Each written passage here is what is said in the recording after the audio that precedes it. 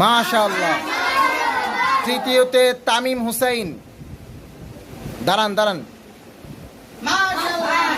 চতুর্থতে সীমান্ত, মোহাম্মদ সীমান্ত। যারা এখন পুরস্কার নিয়েছেন তারা কায়দা শাখার ছাত্র এবং ছাত্রী। তারা এখানে প্রথম স্থান করেছেন দুইজন, তানজিলা ও মোহাম্মদ শিশির। আর দ্বিতীয় স্থান অধিকারী করেছেন তামিম, তৃতীয় স্থান অধিকারী করেছেন সীমান্ত। কায়দা গ্রুপে মোট 4 জন পুরস্কার পেয়েছেন, প্রথম, দ্বিতীয়, তৃতীয় স্থান অধিকারী করে। এখন যারা পুরস্কার নেবেন